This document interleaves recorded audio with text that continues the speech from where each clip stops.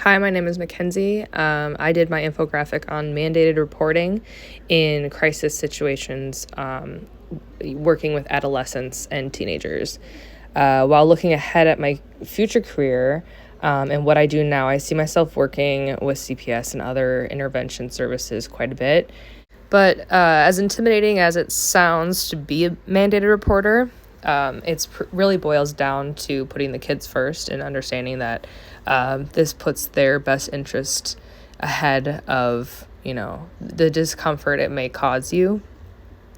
I've been requested many times in many crisis situations from students and other staff members. I'm considered the safe person for a lot of students. But I thought it would be good to do an infographic simplifying what is already an intense situation. In addition, I thought it was important to provide information about mental health patterns and in the moment suggestions to assist students experiencing panic or anxiety. I'm one to find value in simplification.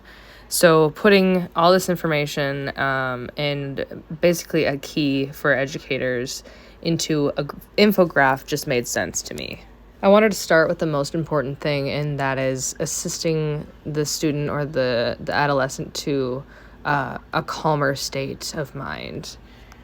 First and foremost, I wanted to stress the importance of suicide prevention by emphasizing the number 988 on the page. I made it a different color than the rest of the patterns and the color schemes of the entire infographic. I wanted this to stand out. They're open 24 hours a day. You can call, text, or message them online. They are professionals and they're to help with any issues you're having with mental health, but mainly they're there for suicide prevention.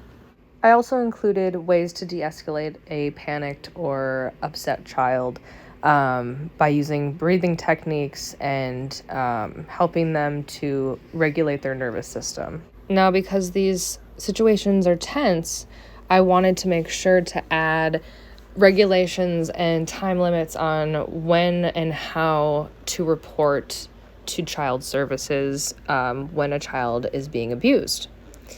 Having gone through the process a couple times before, I thought I would start with the Minnesota Department of Health. That's where I've been told to go before. That's how I've processed reports in the past.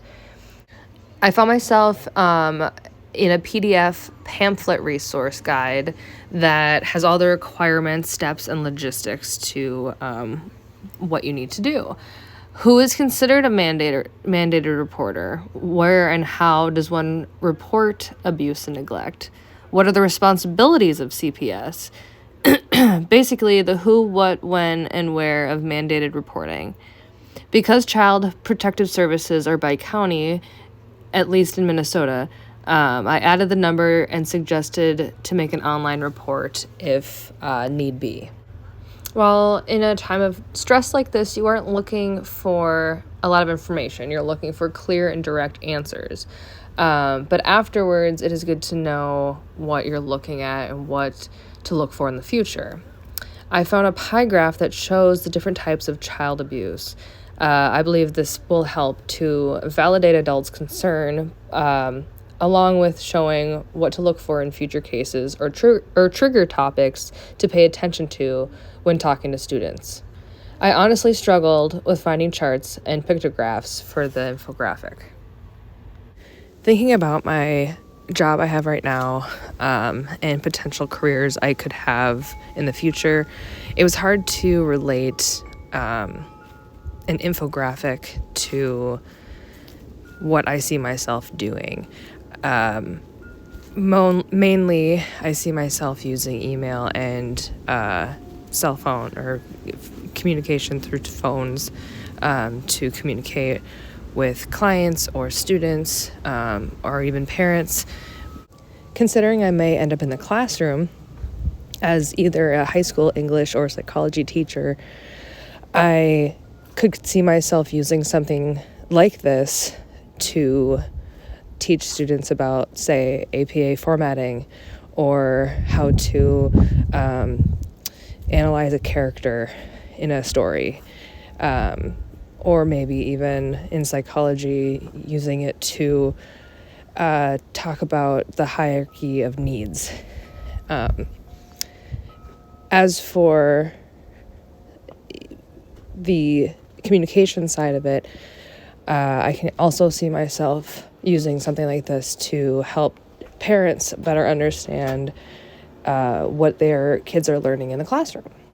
Overall, the creation of this infographic gave me ideas of how to implement more of a visual, creative formatting to teach my students or to communicate with my clients someday in the future.